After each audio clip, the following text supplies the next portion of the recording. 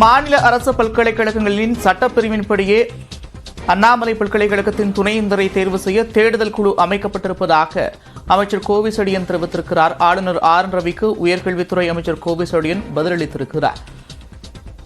அண்ணாமலை பல்கலைக்கழக துணைவேந்தரை தேர்வு செய்ய அரசு அமைத்த தேடுதல் குழுவுக்கு ஆளுநர் எதிர்ப்பு தெரிவித்திருந்த நிலையில் தற்போது அவருக்கு அமைச்சர் கோவிசெழியன் பதில் தெரிவித்திருக்கிறார். பல்கலைக்கழக மானியக் குழு மாநில அரசின் கட்டுப்பாட்டில் இருப்பதாகவும் அவர் தெரிவித்திருக்கிறார்.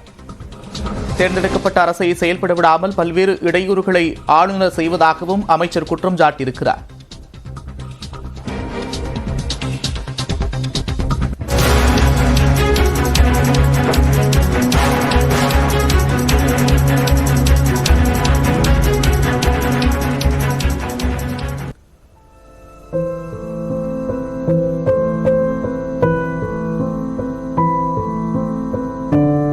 சகுனி திரைப்படத்தின் இயக்குனர் சங்கர் தயாள் மாரடைப்பு காரணமாக உயிரிழந்திருக்கிறார். அண்மை செய்தியாக பார்க்கிறோம். கூடுதல் விவரங்களோடு செய்தியாளர் செந்தில் ராஜா இணைக்கிறார். செந்தில் ராஜா, விவரங்கள். நந்தா, கார்த்தி நடிப்பில் 2012ஆம் ஆண்டு வெளியான திரைப்படம் சகுனி. இந்த திரைப்படத்தை சங்கர் தயாள் என்பவர் இயக்கியிருந்தார். அது அவருக்கு முதல் திரைப்படமாகவும் அமைந்திருந்தது.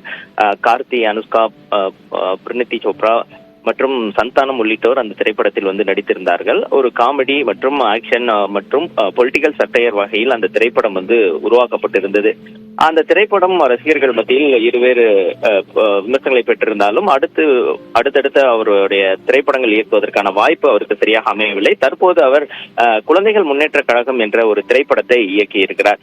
அந்த திரைப்படத்திற்கான செய்தியாளர்கள் சந்திப்பு இன்று நடைபெறுவதாக இருந்தது. நுங்கம்பாக்கத்தில் ஒரு ஸ்டுடியோவில் அதற்கான ஏற்பாடுகள் நடைபெற்றிருந்தது. அந்த இடத்திற்கு, அந்த செய்தியாளர் சந்திப்பிற்கு அவர் வருகை தந்திருந்தார். அப்போது அவருக்கு நெஞ்சுவலி ஏற்பட்டிருப்பதாக கூறி மருத்துவமனைக்கு சென்றிருக்கிறார்கள். நுங்கம்பாக்கத்தில் இருக்கக்கூடிய மருத்துவமனைக்கு அழைத்து சென்று அதற்கு பிறகு கொளத்தூரில் இருக்கக்கூடிய ஒரு தனியார் மருத்துவமனைக்கு அழைத்து சென்றனர். அங்கு சென்று பார்க்கும்போது அவர் ஏற்கனவே காலமாகிவிட்டார், மரணமடைந்து விட்டார் என்று அவர்கள் தெரிவித்திருக்கிறார்கள்.